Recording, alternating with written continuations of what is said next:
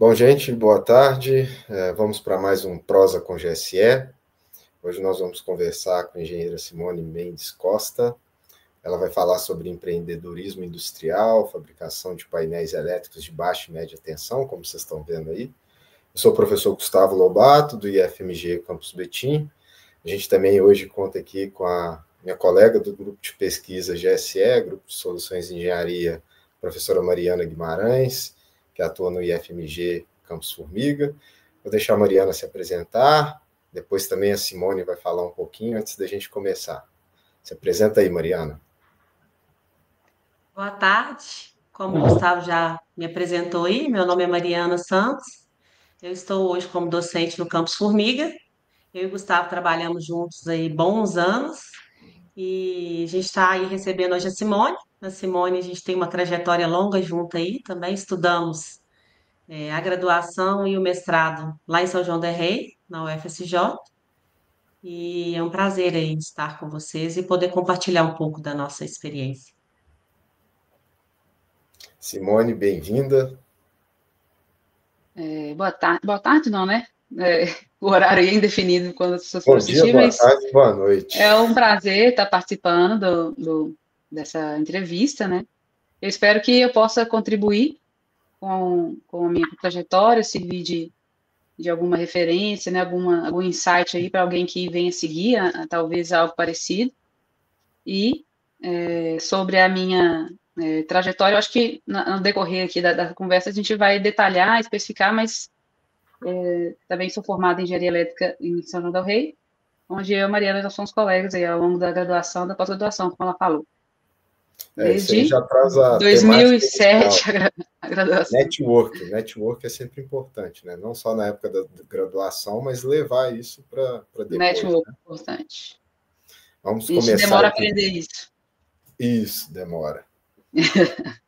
Vamos lá, Simone, fala um pouquinho quem é você, sua formação acadêmica, né? A gente colocou aqui uma referência no slide, mas fica à vontade para falar um pouquinho dessas etapas aí que você enfrentou, que nossos alunos também ainda estão começando a enfrentar só. Uhum.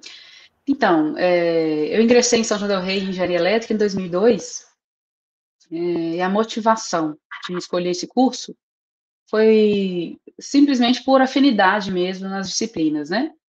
Então, eu não tinha contato com engenharia, não tinha familiar na mesma formação, não era o meu meio, né? Mas foi uma escolha por afinidade de matérias, pensando em termos profissionais a longo prazo, né? Então, esses foram os critérios. Não tinha conhecimento, na verdade, tinha zero conhecimento em engenharia elétrica. E foi uma boa escolha. Fiz esse curso em São João del Rei, na faculdade, que a gente viu a faculdade se desenvolver, melhorar ao longo do tempo. A Mariana também pôde, né, presenciar isso, em termos de recursos, professores. A gente entrou numa faculdade e saiu em outra, né? Não foi uma experiência legal nessa parte. E 2007 eu concluí o curso de graduação e 2009 eu voltei para o mestrado. Então, já vou começar também dando essa explicação de como que eu vim para o mestrado, né? Porque a formação acadêmica continuada nem sempre é o plano inicial, certo? Porque a maioria das vezes a visão também para quem segue um mestrado, um doutorado na sequência, assim, seguir a carreira que vocês seguiram, né? Que o Gustavo e a Mariana seguiram, que é de serem professores acadêmicos. Não somente isso, mas geralmente é o padrão de quem busca uma carreira acadêmica, né? E a minha motivação, na verdade, foi que depois de formada, eu já tinha feito alguns estágios, lá daqui a pouco a gente fala especificamente de cada um estágio, se for interessante, mas após os estágios eu fui trabalhar como engenheira mesmo, numa empresa, em Betim, e foi o meu primeiro emprego, assim, como engenheira. Então, a gente leva também um choque de realidade, né? Com as responsabilidades. Eu caí justamente numa empresa que eu realizava projetos elétricos também, Então, assinava ART, o meu nome, né? E então começa aquela realidade profissional ali pela primeira vez de ter a responsabilidade de assinar projetos. E eu senti esse peso do conhecimento necessário para isso, né? Porque eu não tinha experiência, meus estágios não foram na área de projetos, meus estágios anteriores não foram na área de projetos, e quando eu fui atuar na área, já entrei como profissional nessa área, eu senti esse peso, senti aquela insegurança de dar continuidade. Caiu na minha mão um projeto, eu com 1 ano de formada, um projeto da proteção, coordenação da proteção da Fiat em Betim. E eu fiquei assim, apavorada, né? Vamos falar. Eu já tinha tido experiência um pouco nessa área de proteção, de coordenação, coordenograma de proteção, seletividade, num estágio que eu fiz. Só que ele, agora dessa vez, era 100% na minha mão, e eu sabia, e eu já tinha noção dos recursos que eu precisava ter para fazer esse projeto, mas ao mesmo tempo foi muito desafiador, e eu quis voltar para o mestrado, porque apareceu a oportunidade. Eu falei, eu acho que eu vou continuar minha capacitação técnica, assim, em conteúdo ali da engenharia, melhorar a minha formação, e foi por isso que eu decidi fazer o mestrado. E foi uma excelente opção também, apesar de eu não ter seguido a carreira acadêmica, mas desenvolve a gente em várias habilidades que a graduação não desenvolve. Principalmente na área de pesquisa, né, desenvolver ali conhecimento específico de alguma coisa. A pesquisa é bem focada no mestrado, coisa que na graduação, a não ser que a pessoa tenha um direcionamento para a iniciação científica ali bem pesada, a gente não tem essa experiência que a gente tem no mestrado, né? Uhum. Eu acho que até um tópico interessante que você tocou aí, e envolve um pouco disso do que a gente tenta fazer aqui, é essa insegurança quando você está formando, está indo para o mercado, e eu acho que assim, os nossos alunos, a gente tem um pouco de feedback sobre isso, né, se sentem também inseguros, será que eu estou preparado para os desafios que eu vou enfrentar? Será que a faculdade me preparou adequadamente para isso?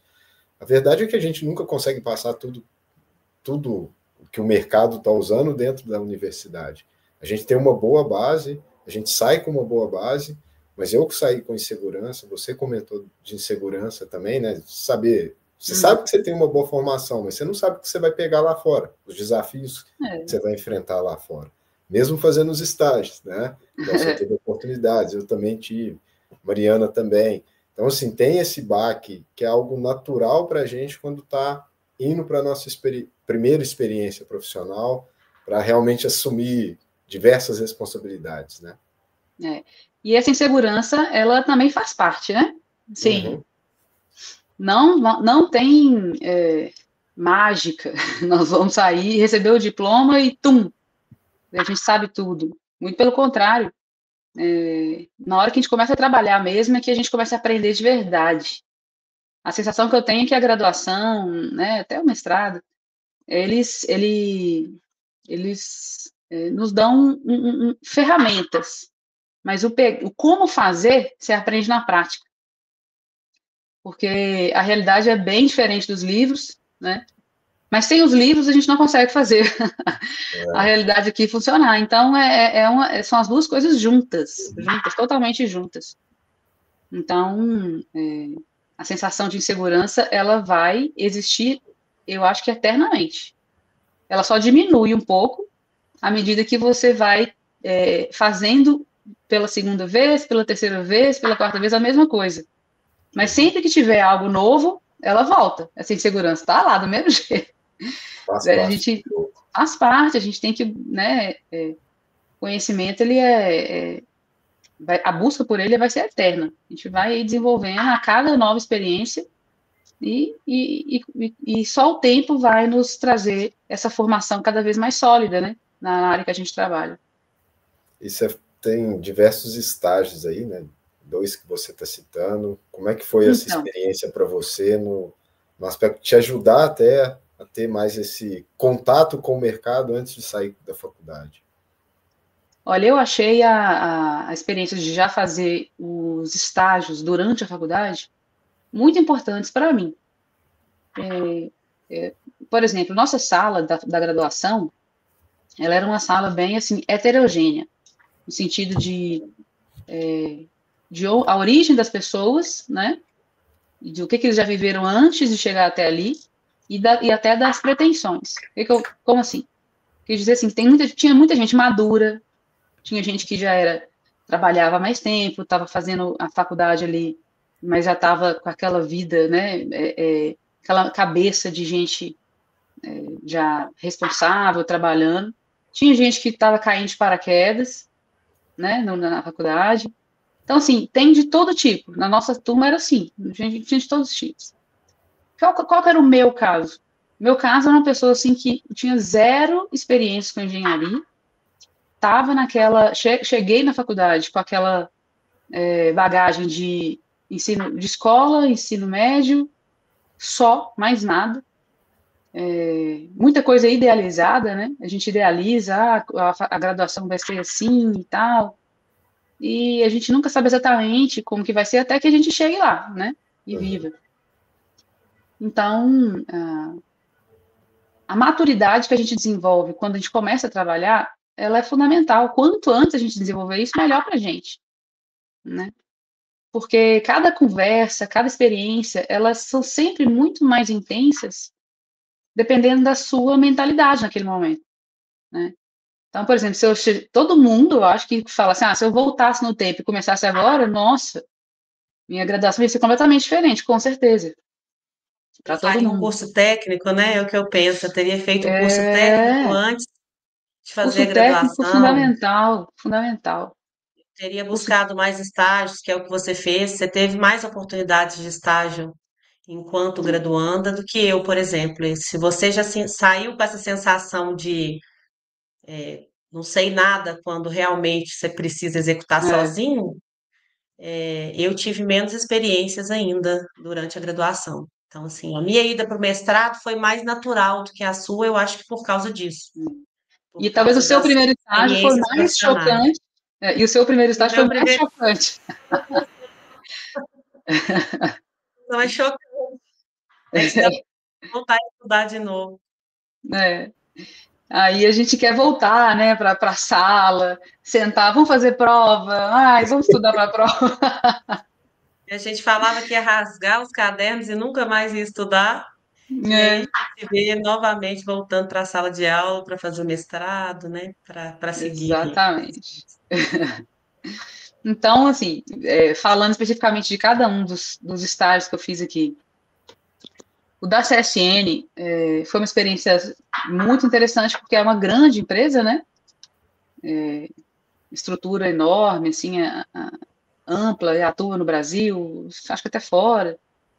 E é interessante a gente ter essa experiência, assim, de corporativa, de empresas grandes. Tem seus prós e tem seus contras, né? O que são os prós? A gente tem acesso a coisas que em empresas menores você não tem, né? Tecnologias, treinamentos, networking, né? Quantidade de pessoas que a gente conhece que já teve várias experiências. Então, na CSN eu trabalhei em Congonhas ali, mina de fábrica, no setor de engenharia de manutenção, né? Então, lá tinha várias áreas de estágio para engenharia. Tinha área de projeto, tinha outras áreas lá, e a minha era de engenharia de manutenção. Engenharia elétrica, mecânica, tudo separado. Então, o que eu achei de mais relevante foi o acesso às tecnologias, aos maquinários, que eram incríveis, né? Eu trabalhei na parte de mineração, então eu subia em escavadeira elétrica, ela é do tamanho de um edifício, gente, é enorme. Você entra lá dentro dela, você vê aquilo funcionando, é incrível. Caminhões fora de estrada, né? E gigantescos, e na parte olhando para a nossa parte elétrica, que a gente vê as rodas 100% elétricas dos caminhões fora de estrada, desde aquela época ali já funcionava, elas eram 100% elétricas, era muito interessante de ver. Cada roda é um motor enorme, que gira sozinho, independente, muito legal. A escavadeira elétrica, ela é gigantesca e ela era uma potência imensa ali de consumo de energia. Um motor em alta tensão é uma coisa, para quem está saindo da faculdade, é uma loucura. Muito interessante, amei a experiência. O que eu coloco de ponto negativo dentro dessa experiência é um choque de realidade do ambiente corporativo, que a gente sai da faculdade, onde todo mundo é amigo e tal, e entra num lugar que parece um covil ali, um trem meio estranho. Existem umas competições internas, assim, né? Você vê pessoas que entregam muito, não sendo reconhecidas, é um trem esquisito, assim, sabe? Eu acho que no meu momento ali de primeira experiência, isso foi meio chocante para mim. Hoje não mais. Uhum.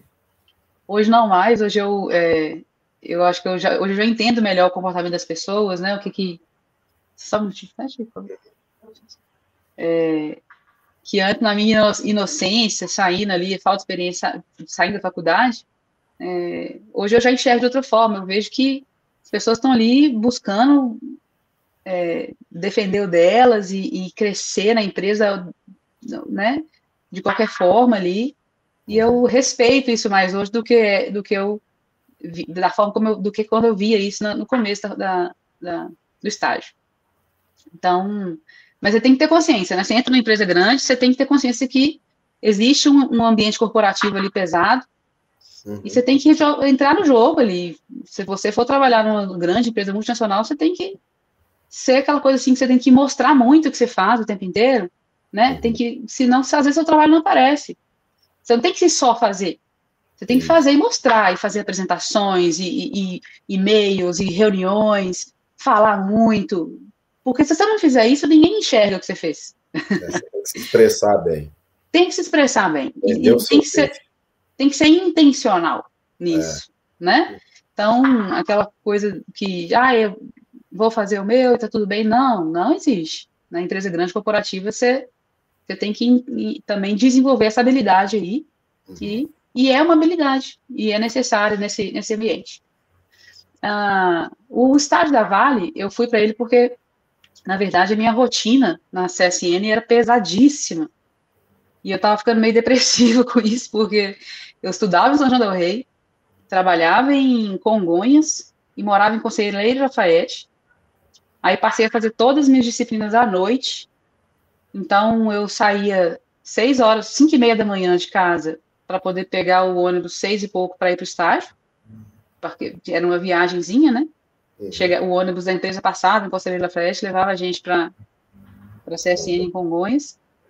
Saía do estágio de tarde, né? Então, era o quê? Umas 4h da tarde, não lembro exatamente. E eu já ia direto para São João del Rei. O ônibus da faculdade passava no trevo, a gente parava no trevo. Eu saía do estágio CCN e ia para a rodovia. Ficava lá no trevo, esperando o ônibus da faculdade passar.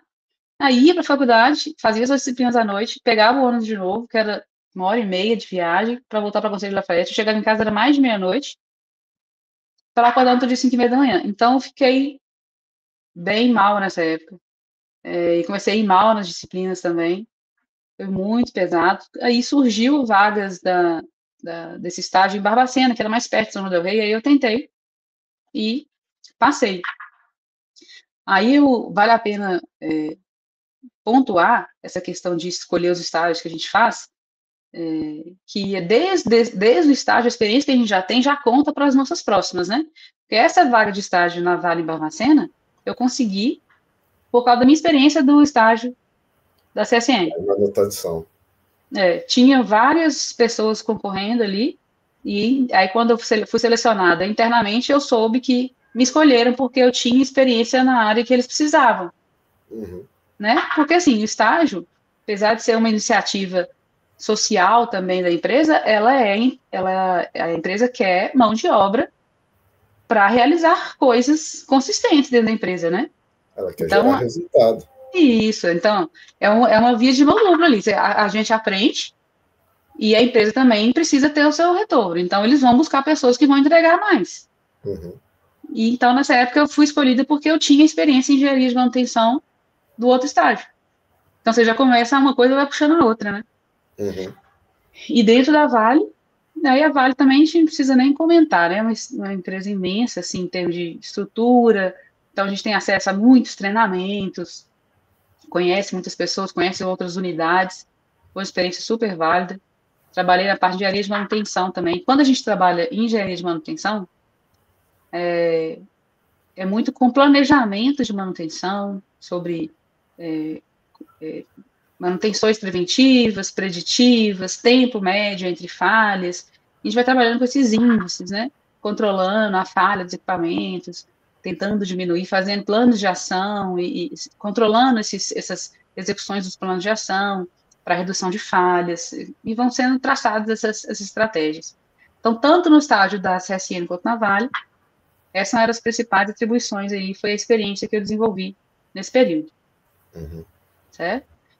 Teve um outro estágio que eu não coloquei aí, eu esqueci, que foi um dos que eu mais aprendi, que foi na Barbosa Andrade Engenharia, que era uma empresa que prestava serviço dentro da Vale.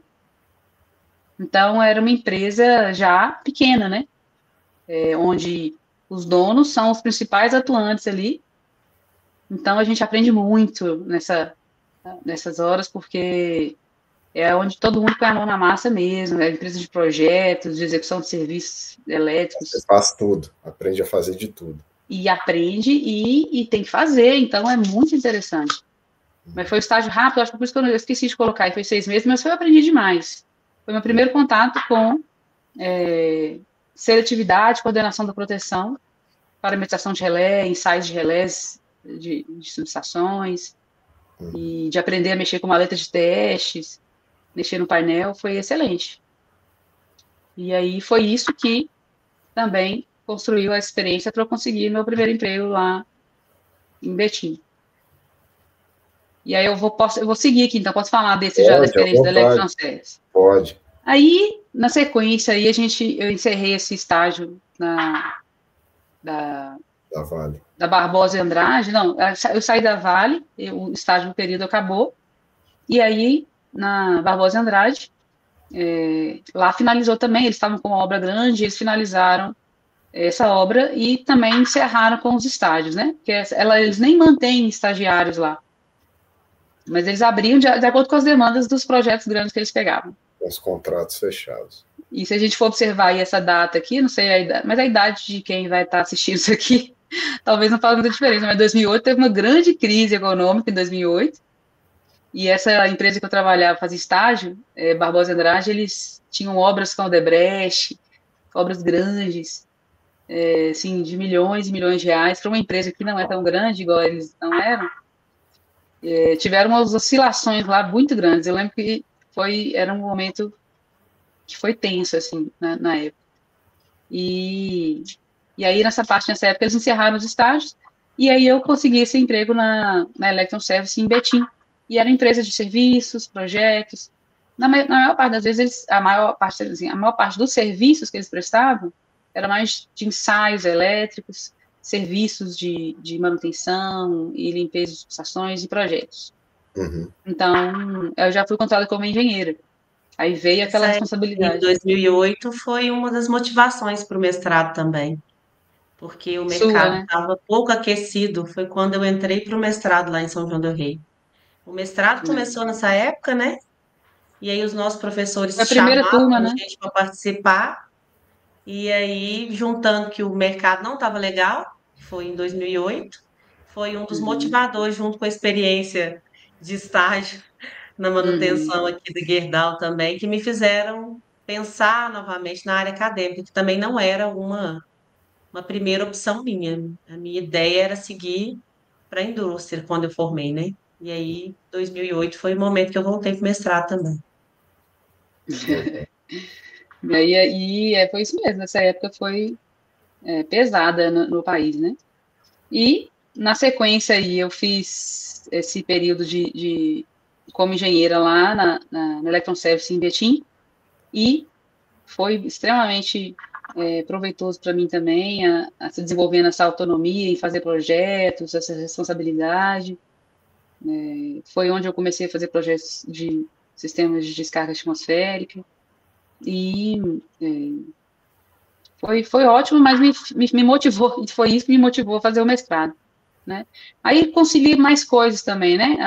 Eu acho que não é só uma coisa que define umas decisões nossas. Então, assim, eu namorava, eu ia casar nessa época, o mestrado era já do lado de Barbacena, onde meu atual marido, na época a gente era só namorados, né? Trabalhava em Barbacena, na época eu entrei no estágio, ele entrou também, ele foi efetivado e seguiu uma carreira interna lá dentro.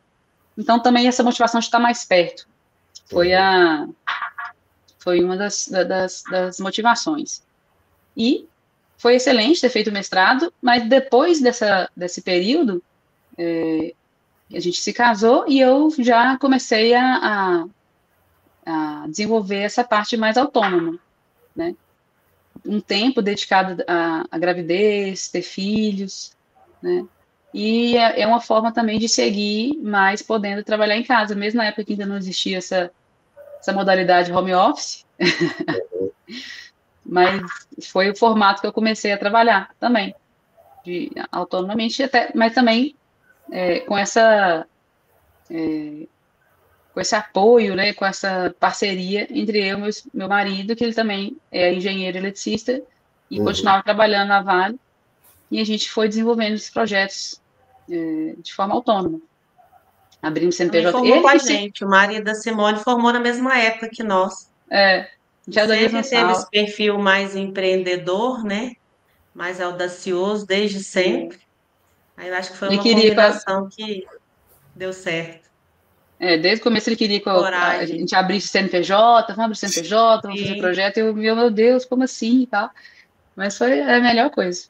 Isso a gente vê que acaba igual na vida mesmo, no perfil de cada um aqui tem um perfil, na sala, onde vocês formaram, onde eu formei, cada um tinha um perfil, mas é bom porque a gente acaba desenvolvendo na graduação, no curso, habilidades distintas. Então, você conseguiu desenvolver habilidades, apesar de não ser um perfil, talvez, naquele momento, totalmente voltado para ir para uma área, né, de ter o CNPJ, de ser empreendedora, mas você adquiriu ferramentas, não só na graduação, no estágio, em toda a vivência, para poder fazer isso.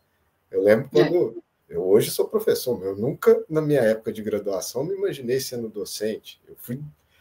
Caiu docência no meu colo porque eu precisava pagar uns boletos. Então, assim, cada um acabou sendo moldado pelo que acontecia na vida, não é uma decisão por um motivo único, são somatórios que vão acontecendo e encaminham para a gente. E acaba mostrando que assim, a formação que a gente teve nos deu boa base, né? Mesmo com as inseguranças presentes que todos nós tivemos e temos. Né? Então, hoje você está atuando de forma autônoma. Como que fala o nome da empresa? Então aí desse período de trabalhando em casa mesmo, né? Aí a gente teve 3 filhos, né? Nesse período já foram 2 filhos, a terceira filha veio depois.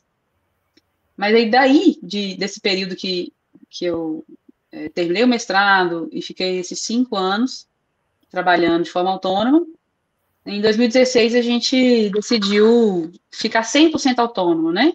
Inclusive ele também se desligar do trabalho dele. E a gente traçou uma estratégia de escolher uma cidade para a gente estabelecer que fosse interessante para a gente, perto da família, bem localizada, para a gente trabalhar com engenharia. E a ponte para a gente chegar nesse lugar e começar a atuar ali seria abrir uma loja de material elétrico, que sendo uma filial de uma loja que a gente já tinha com a sociedade com os irmãos dele, do meu marido, certo?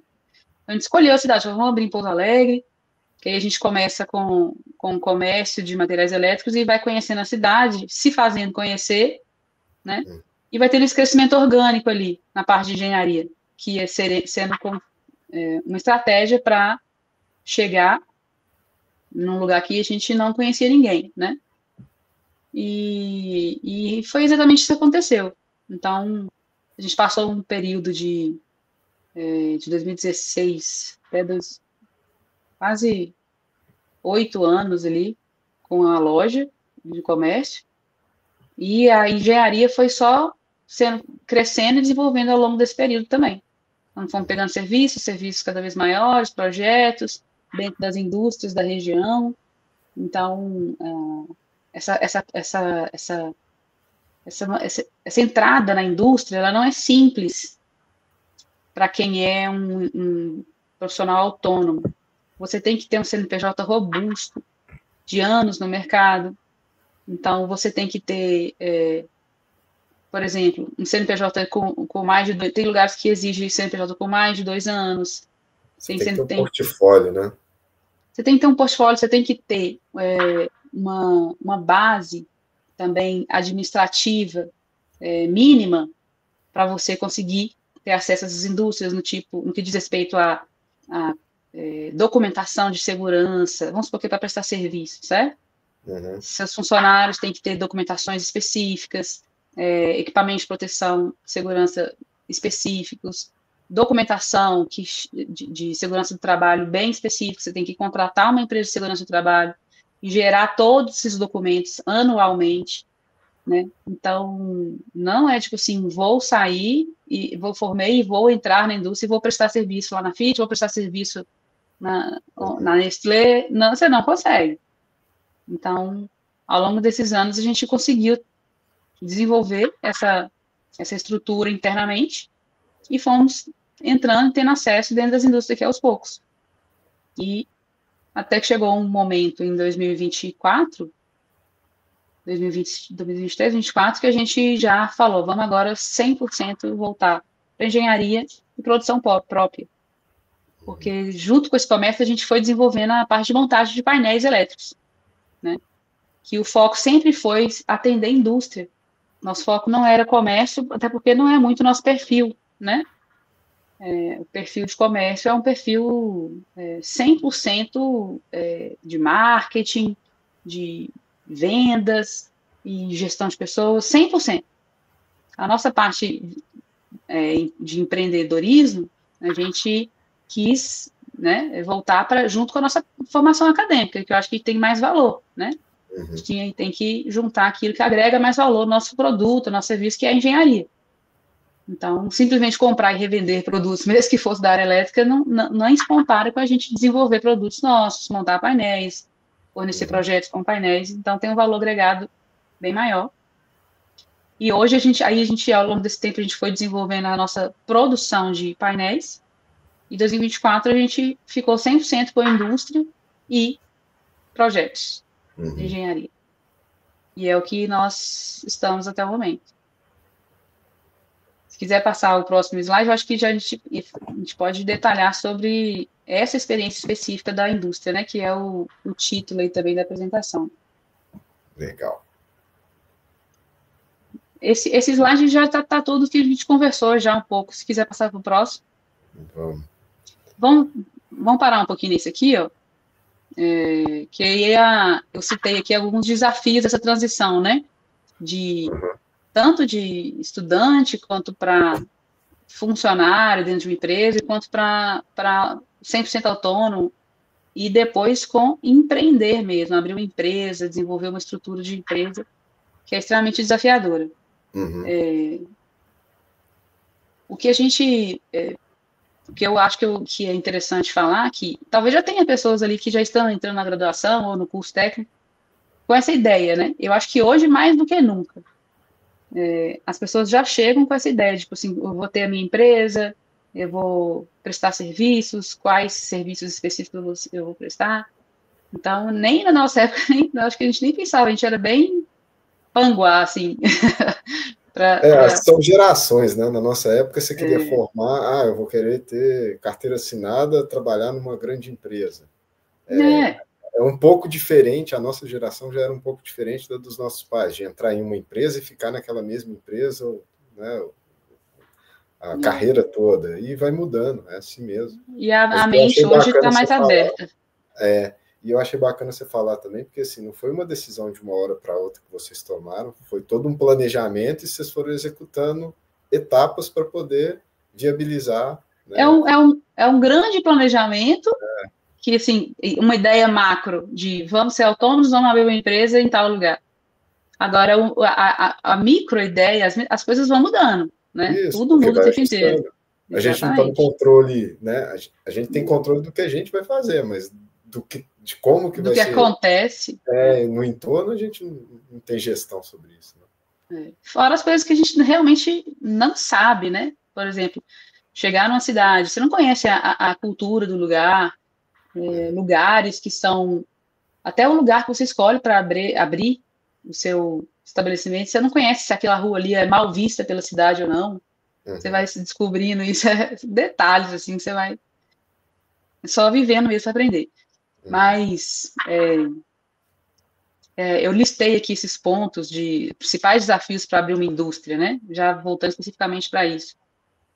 Conhecer o mercado e os clientes potenciais é o que a gente fez, levou o quê? 9 anos aqui para chegar nisso, né? Desde que nós chegamos, começamos essa vida de empresa mesmo, de vender produtos, serviços. Até a gente demorou esses 9 anos para desenvolver, saber quem realmente vai comprar, onde está o mercado, quais são os produtos que vão ser requeridos dos que nós temos capacidade de produzir, né? Que são os nossos painéis de baixa, média tensão. Então, leva um tempo, a não ser que a pessoa já tenha uma experiência prévia disso, já venha de um ambiente que alguém da família ou algum outro trabalho dela já deu isso para ela, né? Isso ganha tempo. Você conhecer isso ganha tempo. Não ter preguiça de buscar conhecimento de normas e certificações. Por que eu falo não ter preguiça? Porque ao longo desse tempo, a gente já teve estagiários de engenharia com a gente, né? Técnicos trabalhando com a gente, e tem pessoas que têm muita resistência em pegar uma norma e ler ela. Mas tem que ler. Não tem outra escapatória. Hoje nós temos chat GPT aí que vai fazer muita coisa. Vai ajudar muito aí a reduzir tempo de pesquisa. Mas, principalmente, por exemplo, normas da CENIG. Para você começar, uma coisa básica, um projeto básico da CENIG. Para determinados tipos de instalações, precisa de projeto. Você tem que conhecer a norma. E tem que conhecer e saber, sabe o asterisco, que lá embaixo tem uma frasezinha com a letra menor? Ela, às vezes, que é a faça diferença na hora de o seu projeto ser aprovado ou não. Tem informação ali que é importante. Então, não pode ter preguiça de pensar. Normalmente, quem faz essa leitura mais detalhada é aquela pessoa que está com a responsabilidade de aprovar, né? Aí, muitas Exatamente. vezes, os estagiários que passam pela empresa, não assumem para si essa responsabilidade mesmo de ler a norma na Exatamente. íntegra, porque a responsabilidade está no nome que vai ser aprovado ali, né? Projeto ir e voltar várias vezes é custo, é tempo, tudo investimento em vão ali.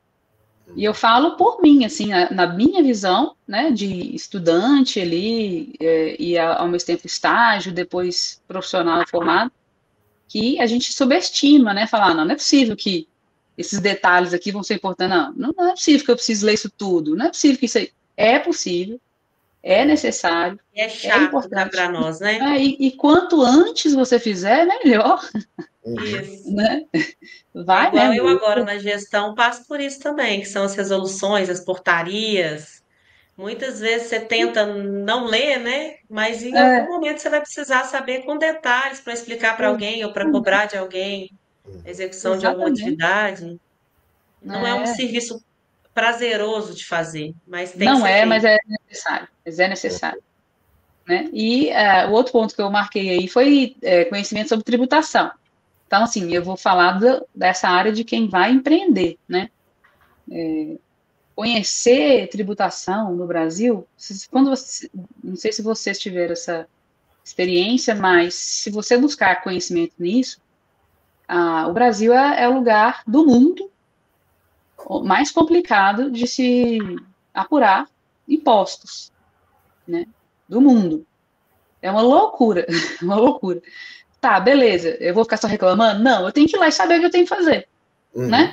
Não ficar chorando, não. Então, vou buscar entender, é isso.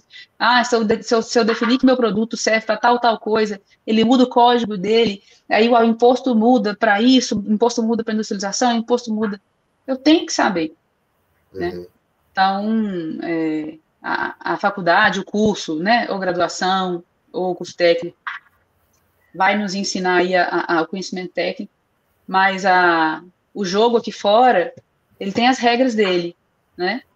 Então, igual você falou assim, acabei que o Gustavo falou que eu não pensava que eu seria professor, que eu iria para essa área, mas eu precisei pagar boleto, não é isso?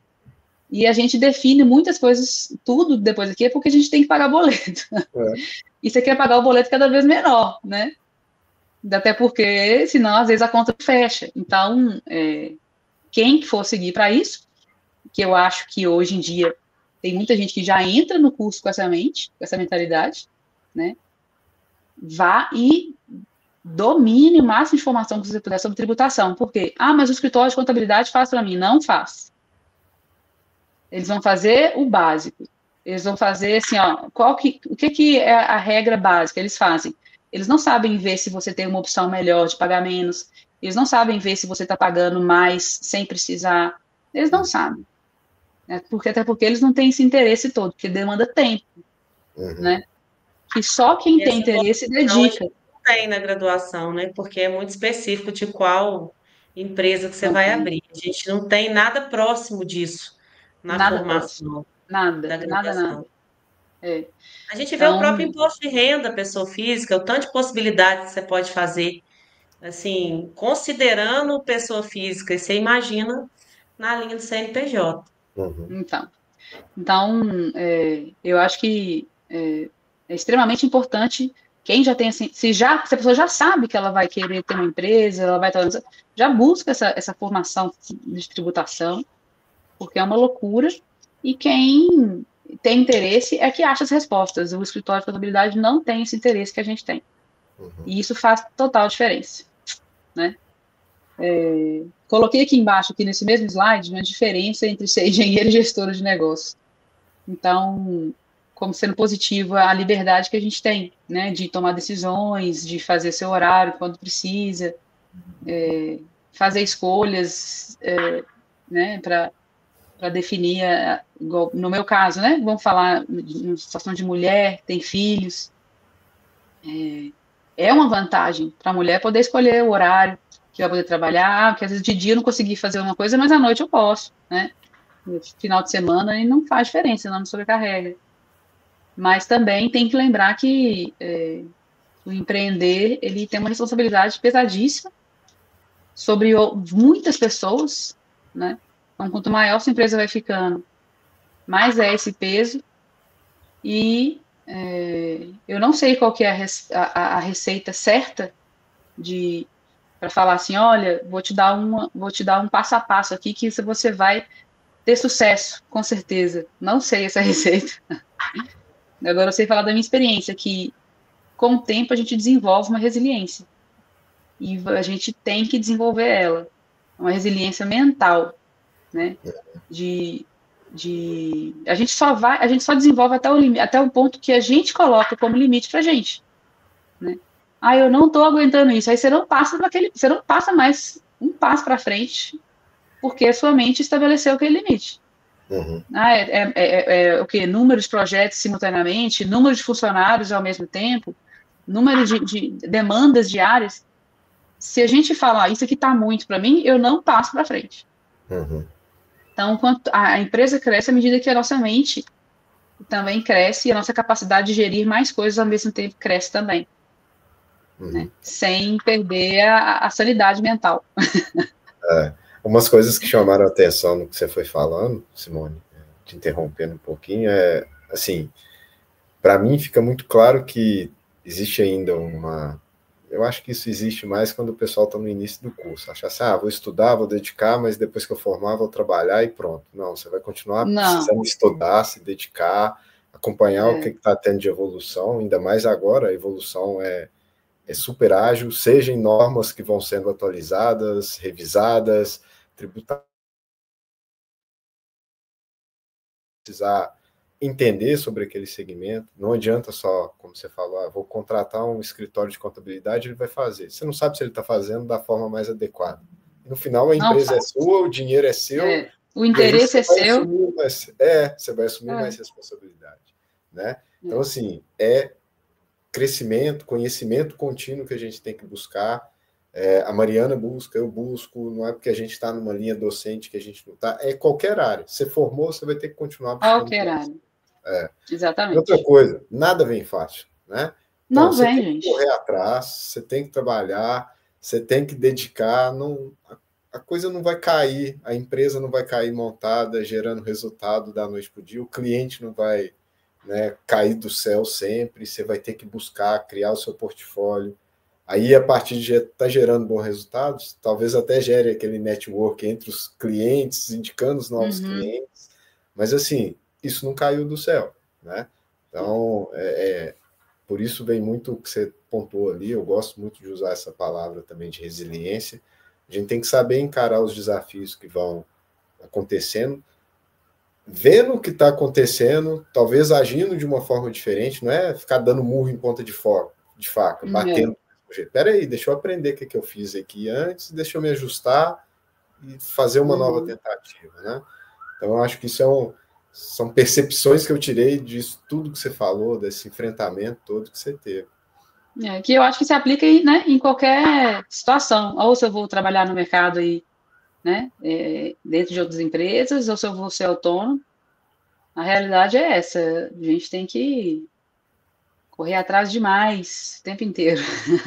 Essa é uma palavra muito conhecida hoje, mas a gente vê as gerações novas aplicando muito pouco a resiliência, né?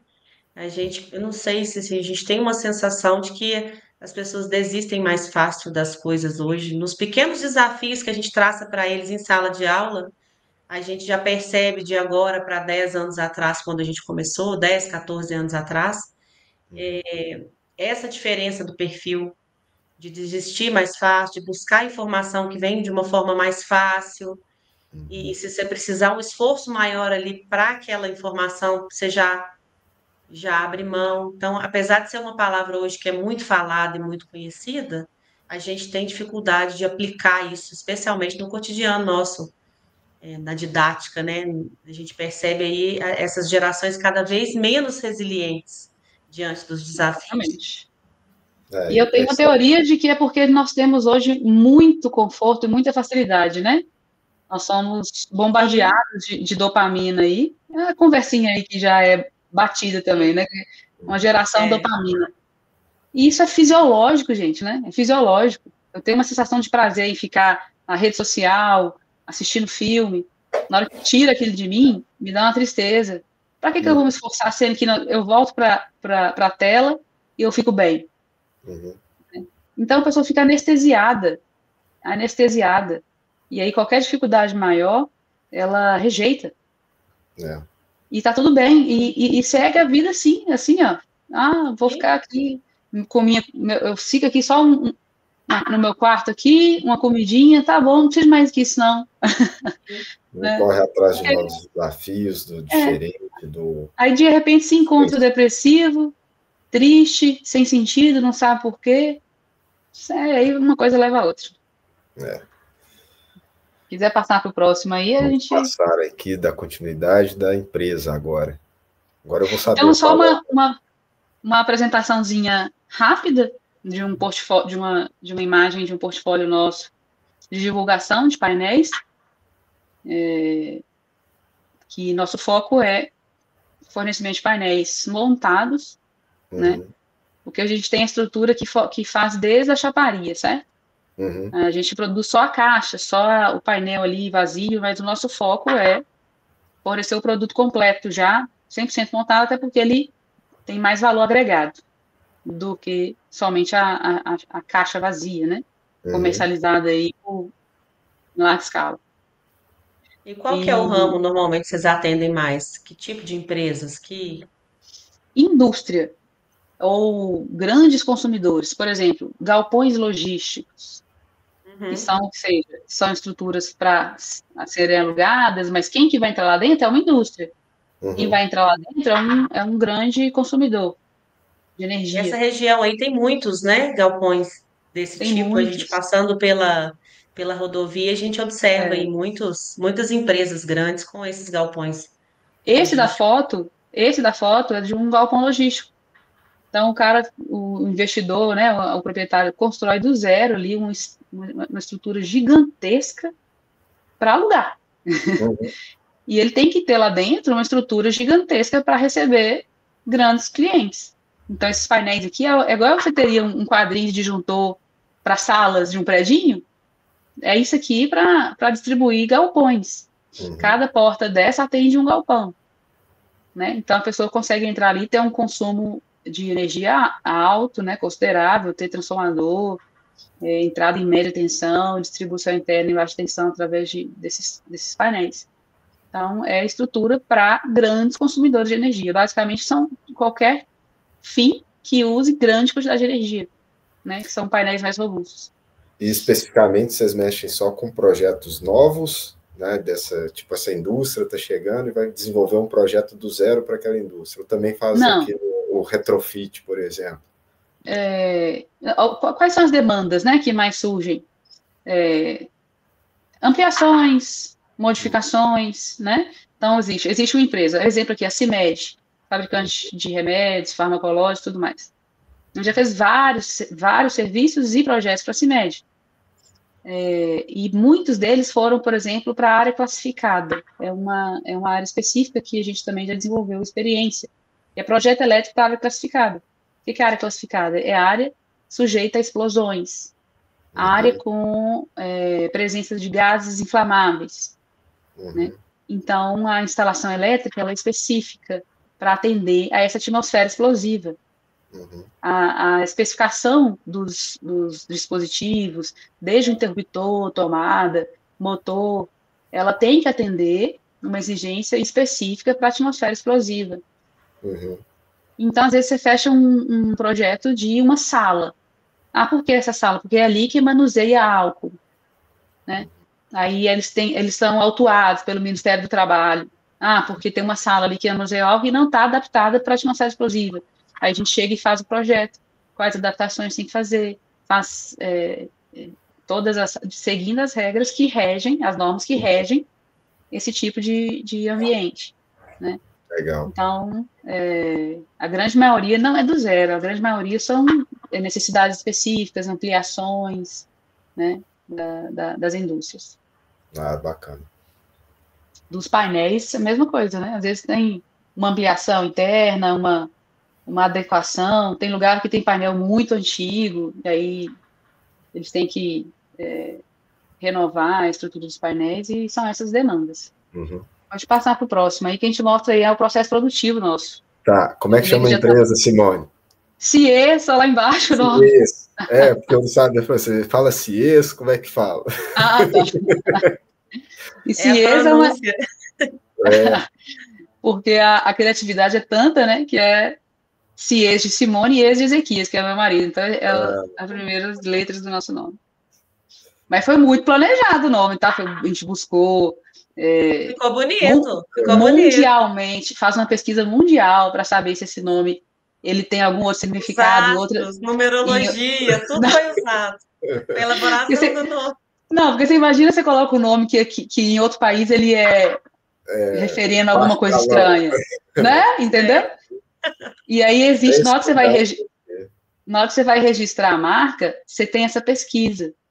Até para saber se tem outras marcas iguais, você não pode registrar, e faz essa pesquisa também de conceito, né? O que significa, o que remete ao que em outras línguas. Então, foi daí que chegou esse nome. Deu certo, deu bom. Esse slide aí... processo, né? Isso, só assim, para gerar uma noção, né? Da parte de desenho ali, que gera o desenho que vai alimentar o corte, a laser das chapas.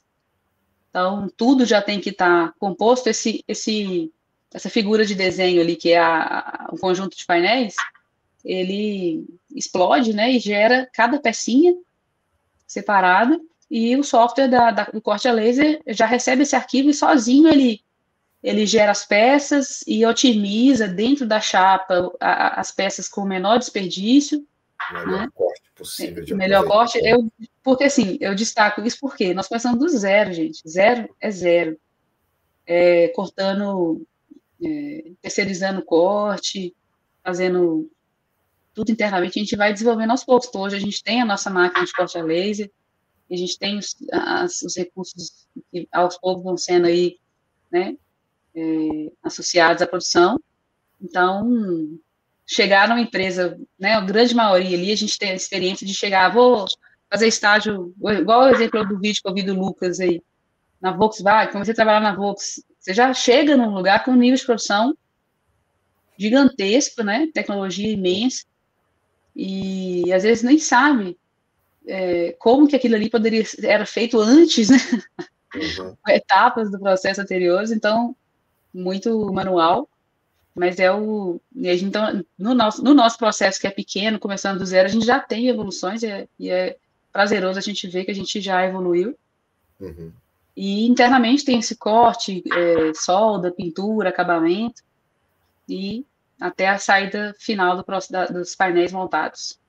Então, com ensaios, laudos internos.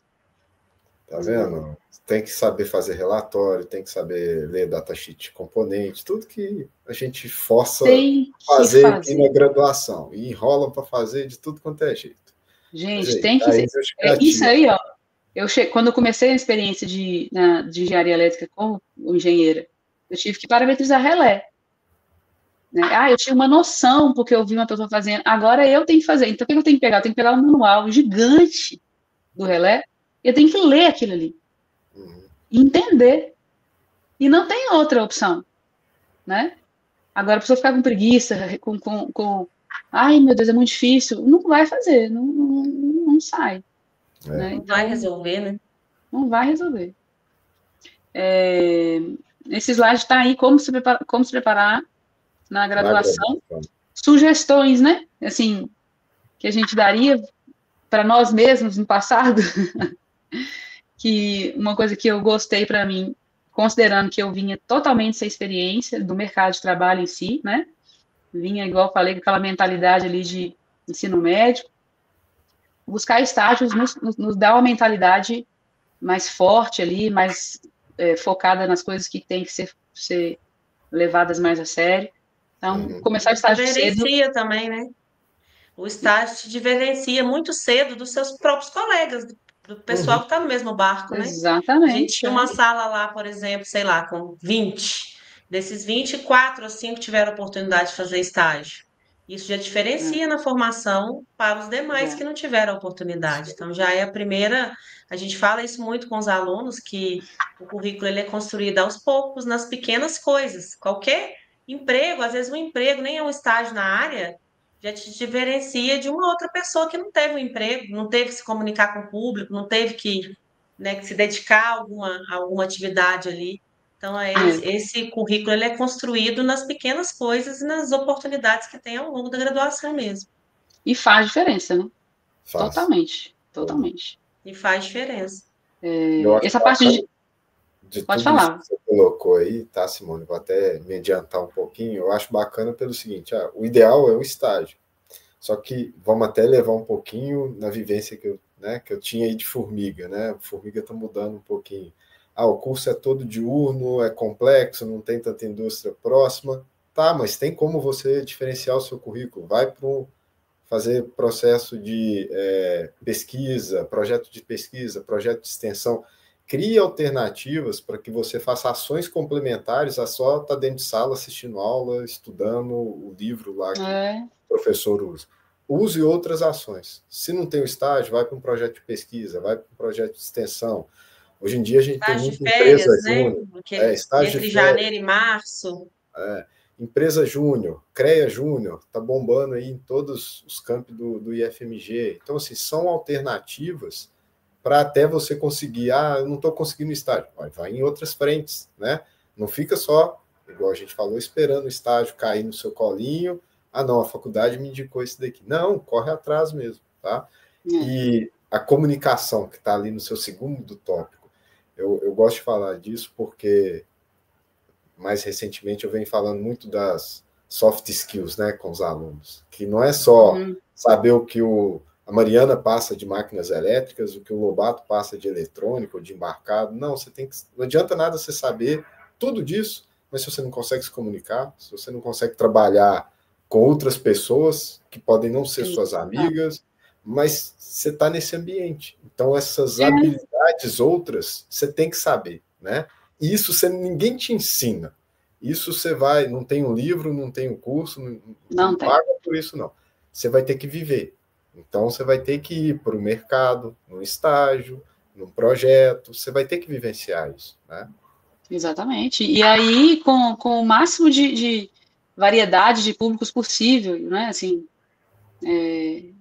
de todas as áreas possíveis. Se é numa empresa júnior, né, e dar a cara, ir nas indústrias, nós vamos prestar uma consultoria para uma empresa, vai lá você, conversa com as pessoas, tenta entrar e comunicar com o máximo possível, que desenvolve essa comunicação aí, que ela faz diferença demais na nossa vida, né?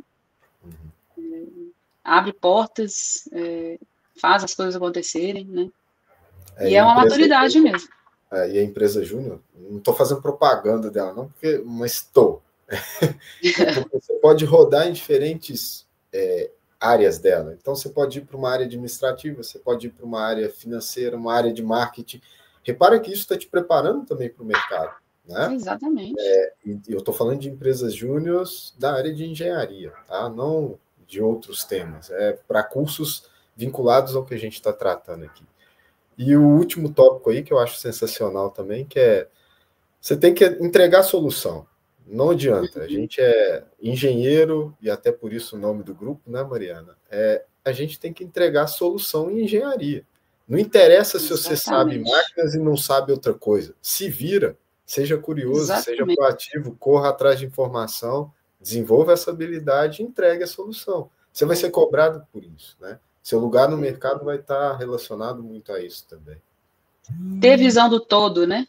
Entender ali que é dentro de uma indústria, prestando serviço, trabalhando com funcionário, sendo autônomo.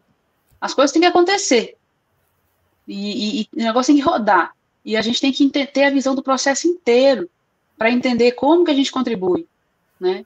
Não é aguardar direcionamento o tempo inteiro, né? Passo a passo da tarefa. Não existe isso. Não existe. A gente tem que desenvolver essa habilidade de visão ampla ali.